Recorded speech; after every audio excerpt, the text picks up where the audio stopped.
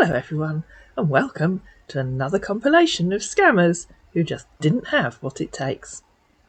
To get us started, Persephone would like to introduce you to Amosa Galaholi. "Hi friend," he said. "How are you doing?" "I'm very well, thanks," said Persephone. "Do I know you?" "No," he said. "Please, I seek for a friendship with you." "Oh, I do know you," she said, because he'd spelt no, K-N-O-W. "I don't recognise your name." "My name is David Wilson," he said, "but the name in this Facebook is my nickname. So what about you?" "Unusual nickname," she said. "I don't have one." "OK, where are you from, if I may ask?" "I live in Kirkwall on Orkney, off the north coast of Scotland."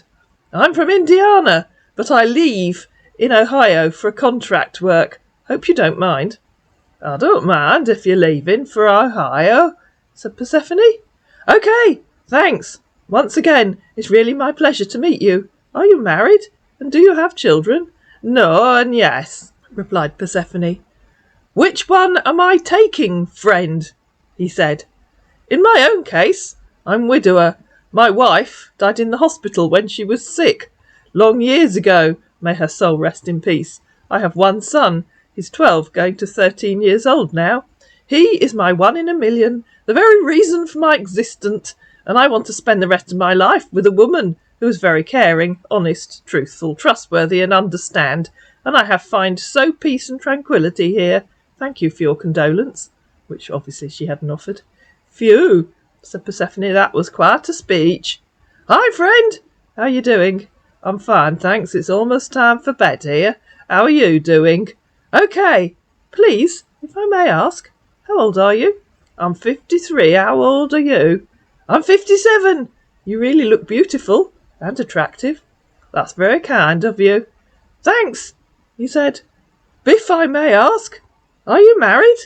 With kids?" Hasn't he already asked her that? Followed by, "It's good to be pretty, and not pretty alone, but to be admired by someone. I really do admire you. You so are beautiful." "I'm divorced with grown-up daughters. Can you explain what it's good to be pretty and not pretty alone means? So many men have copied and pasted that same sentence, and not one of them can tell me what it means. If you can explain what you think it means, you can continue talking to me. If you lie and pretend you didn't copy and paste it, you can go away." To which our man replied, "You're a beautiful lady. How wish I could have a woman like you." "That is not an answer to the question," replied Persephone. "Can you explain what it's good to be pretty and not pretty alone means? So many men have copied and pasted that same sentence, and not one of them can tell me what it means. If you can explain what you think it means, you can continue talking to me. If you lie and pretend you didn't copy and paste it, you can go away." "It's because the profile you put on your... By looking at you, you really look so beautiful." "Can you explain what it's good to be pretty and not pretty alone means?" "Please, can we move much longer without ourselves?" he said. "Can you explain what it's good to be pretty and not pretty alone means?" And in answer to him saying, "Can we move much longer without ourselves?" whatever that actually meant, Persephone said, "No, if you're going to copy and paste a meaningless sentence and can't even explain what you think it means, then no, we can't move on. This is your last chance to explain what it means. When I see you, my heart melts, for you are so beautiful. You are so beautiful. Hope you don't mind me staring at you, for I want to see you in my dreams."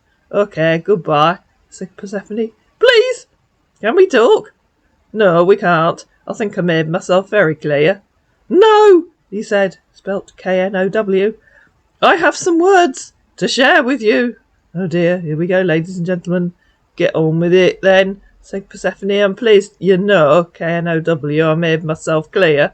Life is special, and I like to wake up feeling excited of what the new day brings, even if that means bouncing off the planets." Oh, another of those ridiculous, meaningless copy and paste phrases. "Imagine opening your eyes each and every morning and smiling at the thought that the new day is completely different and brings new excitement, and that the person you're with feels exactly the same way. At least try and say something original. If you copy and paste one more thing, you're reported and blocked." "Have you been in any relationship? Online?" he asked. Go away, said Persephone. Can you explain what it's good to be pretty and not pretty alone means? Okay, so she repeated herself.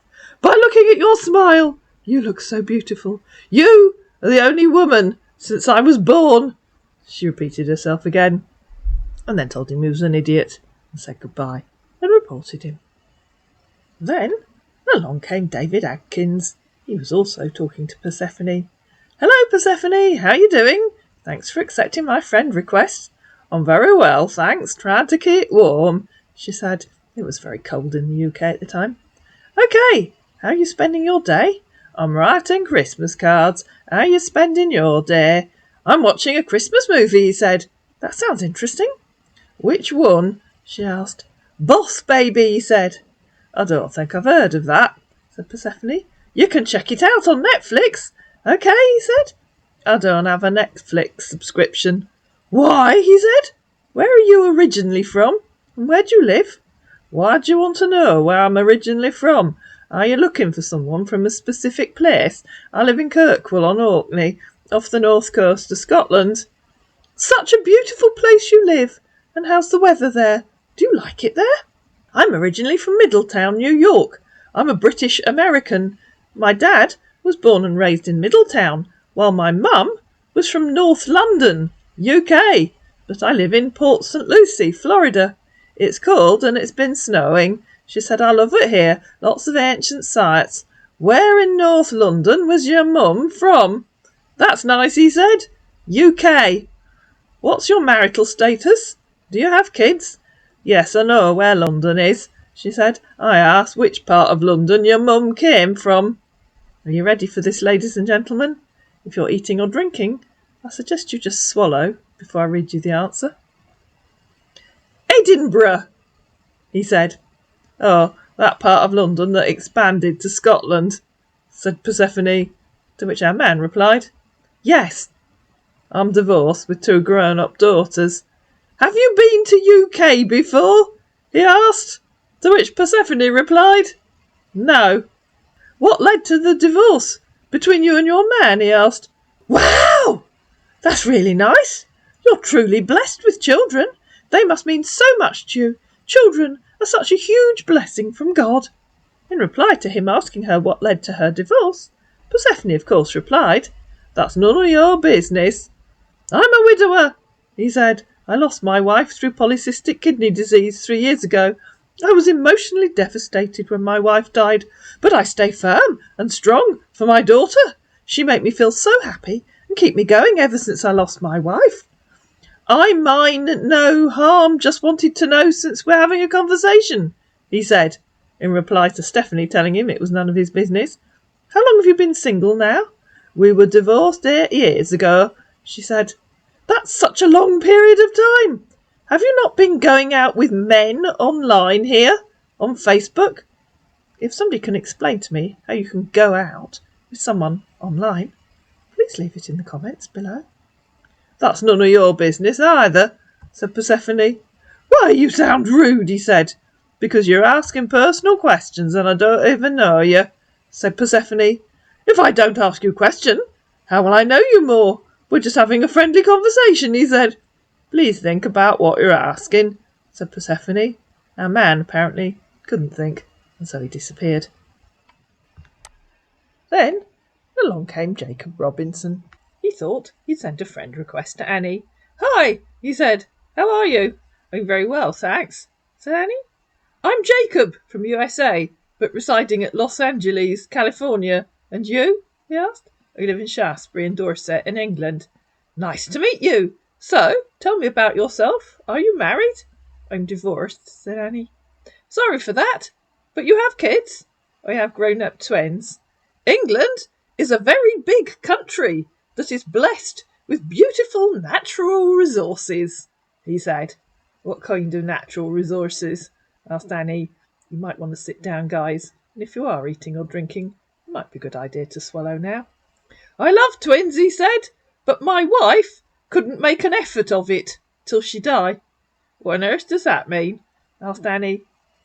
And then, I think, the next bit is a reply to Annie asking him what kind of natural resources. Number 1 is football. "The have many clubs in football," he said. "Stop typing meaningless drivel," said Annie. So he did, and blocked her. James Muller also thought he'd try his luck with Annie, but he really hadn't thought his story through. "Hi," he said. "Good afternoon," said Annie. "How are you, beautiful woman? I'm James. Nice to meet you here." "Nice to meet you too," said Annie. "Great," he said. "Where are you from?" "I live in Shaftesbury in England. Where are you?" "Well, I'm originally from Bologna, Italy. Presently in Alaska. I study in United Kingdom." "Where did you study?" she asked. "You can check my profile," he said. "Why can't you tell me?" she asked. And so he thought he'd call her. "Are you there? Hello? Can you hear me?" Hello?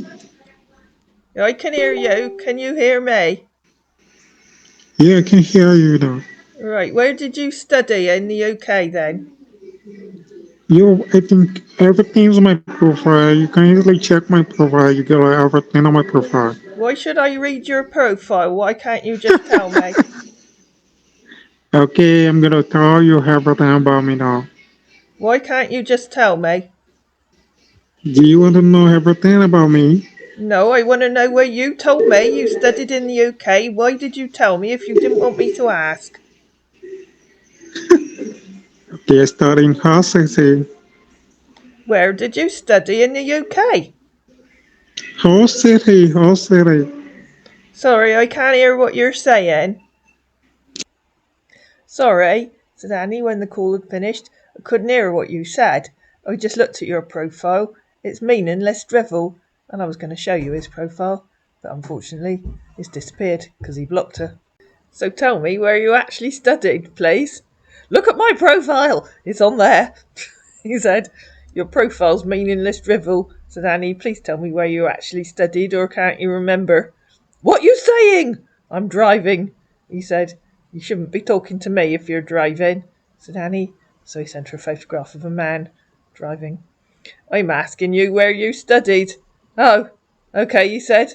"And I'm not going to ask you again. If you can't remember, you can go away." "Bye," he said. "I told you. Hull City. What else do you want me to say?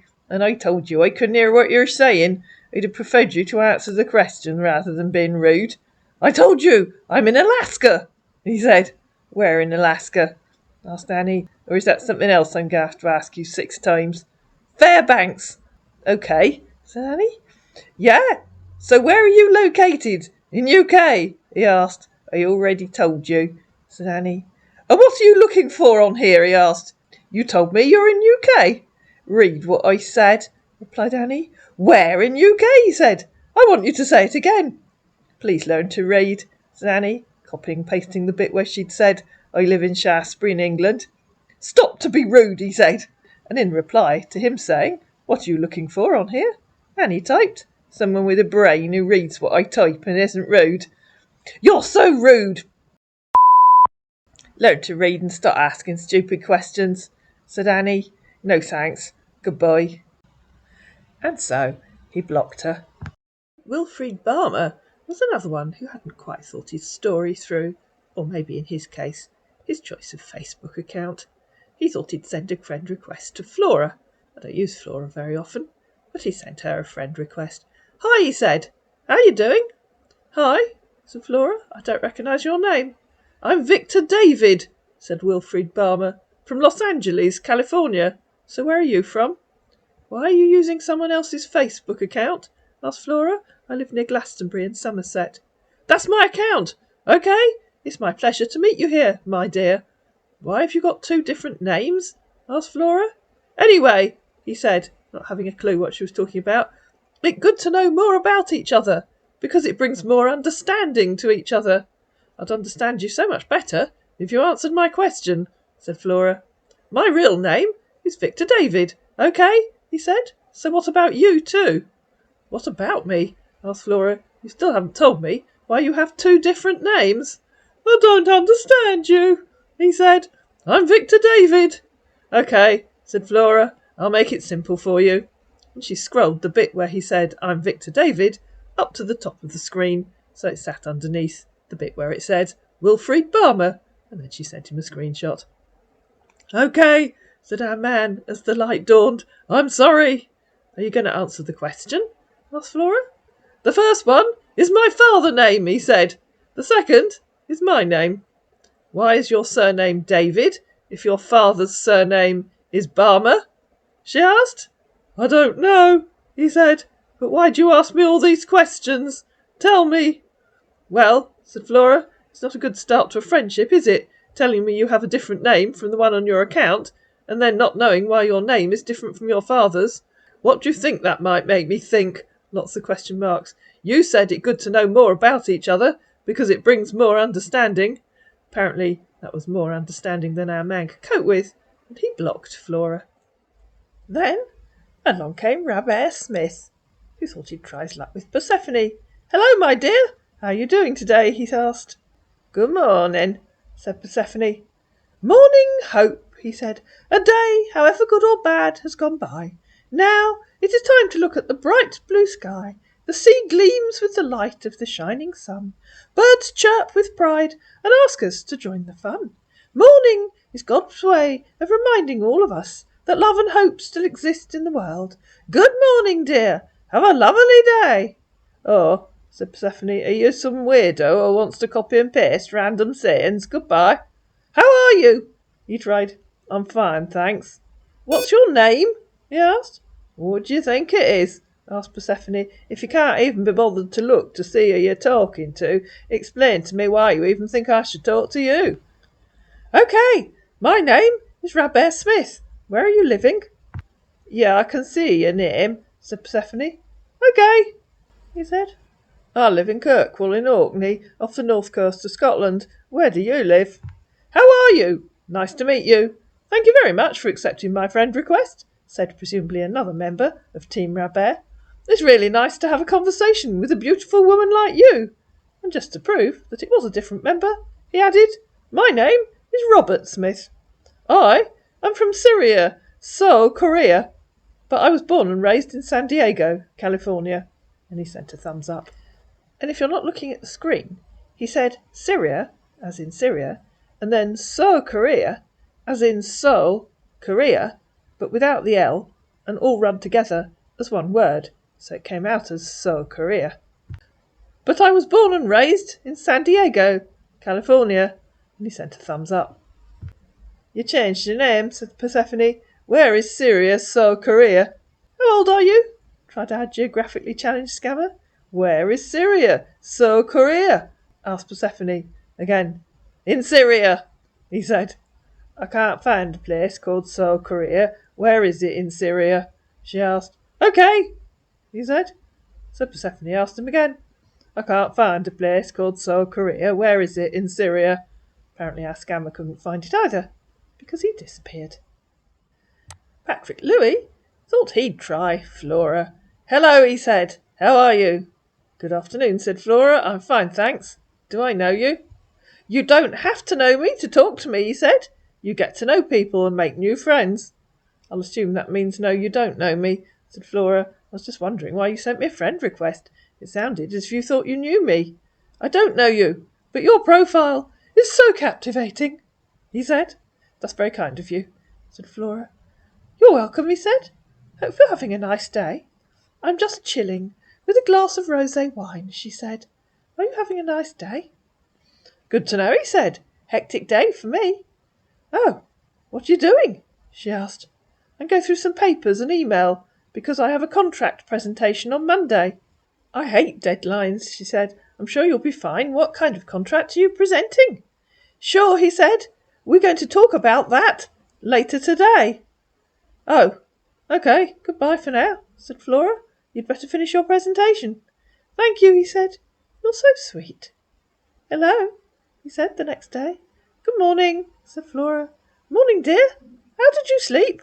"I tossed and turned all night," said Flora. "How did you sleep?" "I turned all night," he said. "Your profile says you're single. Are you?" "I am, yes," said Flora. "Did you manage to finish your presentation?" "Still working on it," he said. "Good to know. I am also single." you didn't tell me what your presentation is about, she asked. It's about a skyscraper building, he said. What do you do for work? I'm retired, she said. I was a secretary in a firm of solicitors in Guildford. Why are you making a presentation about a skyscraper? I'm a contractor. That's the reason I'm making a presentation for skyscraper, he said. I work with Turner Construction here in Manhattan. Can I have your number? I know you're a contractor, said Flora. That doesn't tell me what you do, does it? And no, you can't have my number. As a contractor, I specialise on building of house, construction of road and bridge. I also build mall, skyscraper, and so on. You keep telling me you're a contractor, said Flora. That isn't a job description. I assume from what you said you're a builder. Are you a brickie, a plasterer, an electrician, a heating engineer? What do you actually do in Manhattan? I'm a civil engineer, said our man, who had no idea what he did. Getting closer, said Flora. What do you do as a civil engineer in Manhattan? I'm into construction as civil engineer. So you are a builder, like I said, said Flora. If you aren't a brickie, plasterer, electrician or heating engineer, maybe you're a plumber or labourer or do construct buildings out of Lego. I plan, design, construct, maintain infrastructure projects and systems in the public and private sector, including roads, buildings, airports, tunnels, dams, bridges and systems for water supply, he said, copying and pasting the usual description of a civil engineer that they all come up with. You can't be a building designer and a builder, said Flora. Tell me what you do in Manhattan. We've narrowed it down to you construct buildings. We now know you aren't a brickie, plasterer, or any of the other things I've mentioned. I don't work on site, he said. How do you do remote construction? Asked Flora. Using a robot? Listen, he said. As a building contractor, once you get a contract, then you get your team to get it done. The best way to explain this, go on Google and search for Turner Construction Company. Then you'll know what is a civil engineer. The best way to explain it, replied Flora, is for you, who actually does the job, to explain it, not Google. I assume you do know what your own job involves. I certainly used to know what I did when I was working. Not once, ever, was I rude enough to tell someone to Google my job. And don't tell me to listen. If you explained your job properly, then I would know what you do. So grow up and explain it and stop acting like a toddler, or go away. I already explained it, said our man, who hadn't. Goodbye, said Flora. A proper explanation of what you do, or go away, because you're starting to sound like an idiotic kid who's making up ridiculous stories. I'm going away, he said. And who has absolutely no idea what they do at work, continued Flora. Good. Goodbye. Idiot. Thank you, replied our man. You're welcome, said Flora. Go and try to scam someone of your own age. Our man couldn't even type his expletives and spell them correctly. Piss of shit, he said. Nice language, replied Flora. You fool, he said. And for the record, finished Flora, if you're pissing shit, you're in real trouble. I suggest you go and visit a doctor. Our man didn't like that, and he blocked Flora. Alfred Peter thought he'd contact Persephone. Hello, he said. Your photos looks beautiful and charming. Ah, nice to meet you, replied Persephone. My names are Alfred John Peter, he said. It would be my pleasure to know your names. You sent me a friend request and you didn't look at my name. That's a bit weird, don't you think? Said Persephone. It always amazes me how these scammers will send friend requests, not even bothered to look to see who they're talking to. If somebody did that to the real me in real life, I'd definitely block them. Is that how you feel? He said. Yes, said Persephone. Why did you send me a friend request if you didn't even look at my name? People don't usually answer their real names on Facebook, said our man, who clearly has some unusual friends, because all my real friends on my real account on Facebook use their real names, as do I. Oh, I see, said Persephone, who'd looked at his Facebook account. You're really a woman. Why are you pretending to be a man? And this is what it said at the top of his profile. The name on the account was Annie Brown. What do you mean? Asked our scammer, who was clearly using an account that someone else had set up and had no idea what it said. What do I mean? You're the one who pointed out that people don't use their real names on Facebook, and I can see that you aren't really Alfred." He tried calling her, but he cut the call as soon as she answered. "You disappeared," she said. "Why are you covering your camera?" asked our suspicious scammer. "You disappeared," said Persephone again. "What happened?" "Why are you covering your camera?" he asked again. "Because I don't know who you are," she said. "You accuse me? And we haven't met before," he said. "And I don't trust you if you're really female," she said. "Then I called you," he tried. "And if you aren't female, why are you using a fake name?" "You're covering the camera," he persisted. "That's not a fake name." Persephone typed it one word at a time, because strangely enough, it does actually sometimes mean that the scammers actually read what you say and understand you. Not always. "Because," said Persephone, "I don't know who you are. If Alfred isn't a fake name, who's Annie Brown?" Our man realised what he'd done and blocked Persephone as she was typing, "Or are you going to claim that's the fake name?" Jonathan Haley encountered Celia. "Hello, my dear. Thank you very much for accepting my friend request," he said. "It's a pleasure to meet you here on Facebook, and I hope you're not angry about this. I will be glad if we can be good friends and get to know more about each other." Just stop and take that in for a minute. Get to know more about each other. "Good morning," said Celia. I really must practice some kind of Geordie accent, mustn't I? "Hello, dear," he said. "I hope you're not angry about the friend request I sent you. Please forgive me if you're upset with my message. I just want to be a friend." "It's always nice to make new friends," said Celia. "I'm Los Angeles, California," he said, "but currently in Mogadishu, Somalia. It's the latest fashionable place to be." "How interesting," said Celia.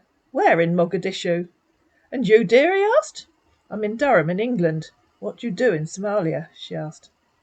"I'm a captain in the US Army, and am currently on a peacekeeping mission here in Mogadishu, Somalia."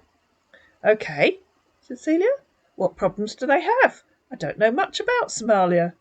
"Why are you asking so many questions?" said our scammer, who also knew nothing about Somalia. "If you want to know more about Somalia, you need to visit the country." "OK." "What do you mean, so many questions?" asked Celia. "I asked you one question. What problems do they have? I thought that's why you were in Somalia, to help them. Guess I was wrong. You're a very rude man. Goodbye. And why on earth should I visit the country when I'm talking to someone who's there?" "OK," he said. "I'm sorry if I piss you off, dear." "I beg your pardon," said Celia. "I think what you meant was, I'm so sorry for being such a rude jerk." "It's not as if I've been rude, OK," said our rude jerk. "It is as if you've been rude, OK," said Celia. "A proper apology now, or go away." "OK, I'm sorry, dear," he said. "Thank you," replied Celia. "Perhaps you'd care to tell me what problems they have in Somalia that means you need to be there."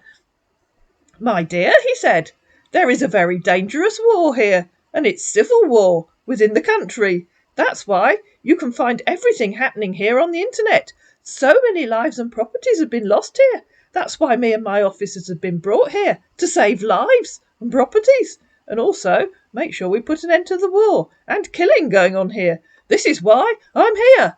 Anyway, I'm sorry how I talked to you. It's not as if I'm rude, OK? I'm a very nice man. I'm adventurous and playful. I have a sense of style and enjoy and appreciate the finer things in life. I'm sincere, loyal, real, and authentic. I have a big heart, young spirit, and a mature character. I'm independent and strong, but also welcome and love the support of my mates. Friends." "Stop it," said Celia. "You were rude. End of story. If you really can't see that, you can go away, because you aren't behaving like a very nice man." "I'm not rude," he said, "as you think, dear, and I hope you accept my apology." "OK, goodbye," said Celia. "I do not accept a fake apology that starts with, am not rude." "And I said I'm sorry, dear," he said, "and keep telling me you weren't rude. That is not an apology. That is a fake apology. So goodbye. I don't like rude men who try to pretend they weren't. Try, I'm very sorry I was so rude. It won't happen again. I know I was rude. I have to go and do some work." "OK, What should I do now for you to know that I'm very sorry, dear? Accept my apology. And then he copied what she'd said. Try. I'm very sorry I was so rude. It won't happen again. I know I was rude. Okay? Please accept my apology before you go, dear. And he sent her some flowers. I'm sorry, dear. The way I talked to you is very wrong. I admit. Okay? He said. Okay, said Celia. I accept your apology. Thanks, dear. Good evening, dear. How was your day? Hope it went well. I wish you a blissful evening. Hope you've taken dinner, dear. I got home from work about 10 minutes ago, she said. How did your day go? Not good, dear. It was hard and stressful. I did a lot of work today. I'm glad you're here with me tonight. I'm sorry about what happened, how I talked to you, dear. I was rude, and I'm very sorry, okay? Just give me one more chance to prove how nice I am. Oh dear, Cecilia, what happened to make your work so stressful? You, how it is here. No rest trying to keep the city safe. If you don't mind, can I know more about you, dear? What do you want to know? Asked Celia. Everything, if you don't mind, dear. I live in Durham in England, she said. I'm an administrator in the admissions department of the university. I'm 55. What else do you want to know? Oh, I'm a widow and I have a son who lives in Sydney in Australia with his girlfriend. That was the cue our man needed to launch into his own CV. This is a little bit about me, with some of my pictures attached to this massage. I'm so sorry I don't have many pictures in stock. Most of my photos are on my computer in the US. But I hope you like these photos and send me some of your photos as well. I grew up in Los Angeles, California. I was the only child of my parents. I grew up in the United States. You can tell all these copy and paste paragraphs are written by kids, can't you? Because that simply isn't the sort of stuff that a mature adult would tell another mature adult the instant they met them. Well, perhaps I shouldn't say that because the kids scammers are probably all watching this. But then again, they probably didn't understand. My father was in the military and died after he retired. My late grandfather comes from Slovakia. I was married, but lost my wife in a car accident on the way to work 4 years ago. Since then, I've been the single father of a son, Tony. He's 14 years old. He's currently in the UK for his studies because I'm away from home. I am a captain in the United States Army and currently for the peace mission in Mogadishu, Somalia. And he sent her 2 photographs of an army man. Where does your son study in the UK? Asked Celia. For once, the scammer came up with a sensible answer. Dauncey's school, he said. Good night, dear. Nice sleep. Good morning, dear. How was your night? Hope you slept well. Have you taken breakfast? Or about? I wish you a blissful day. I'm just getting ready to go to work, said Celia. It's my last day before Christmas. Oh, it's all right, dear. Do have a nice day. Can I ask you something, dear? Yes, said Celia. It's very quiet at work this morning. We have a staff lunch, and then I think I'll go home. Okay, he said. That's what you wanted to ask me? Replied Celia. Are you married or single mother with kids? He said. I'm a widow with an adult son, said Celia. He lives in Sydney in Australia. Wow! Okay, nice. Although we just got to know each other. Well, I will appreciate us being good friends in, you know this one, guys, sincerity, honesty and trust. And we can also chat and share ideas and discuss about more issues as we talk more about ourselves. And I believe as time goes on, there may be something great for us in the future. What do you think?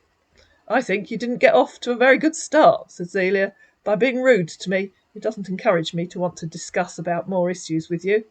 I'm very sorry for being rude to you, dear, but I think you said you've forgiven me. I have, Cecilia, but that doesn't change the fact that you were rude, or encourage me to want to discuss about more issues with you, in case it happens again. My phone's ringing. Okay, it's all right, he said. Pick up your call. Can we just forget about what has happened, dear, and move on? Let the past be the past. Are you still on call, dear? Why are you not saying anything? Okay, dear, I have to go now. Okay, I have work to do. Just take care of yourself. Chat you in the evening. Bye. I had to make some calls and now we're off to lunch, said Celia. I'll talk to you later. Good evening, dear. How was your day? Hope it went well. How was work today? Hope it was not stressful. I wish you a blissful evening. Dear, hope you've taken dinner or about to. How did the lunch go? It was lovely, said Celia. We didn't leave until almost 5 p.m. Wow! And you ate everything. You didn't bother to call me." "Why would I call you from our lunch, Cecilia? You wouldn't have heard me anyway. It was too noisy. And stop sounding like a teenage kid. Or maybe you are just a rude teenage kid and not a US Army captain." Our rude teenage kid got the point almost instantly. "Okay, is all right," he said. "It looks like I'm not welcome. No point talking to you anymore." "Goodbye, Cecilia." "Okay," he said, and disappeared. I hope you enjoyed this compilation of scammers who just didn't get it. If you did, please like it, please share it, please comment down below, please subscribe to my channel, and I'll see you again in another episode of Failures.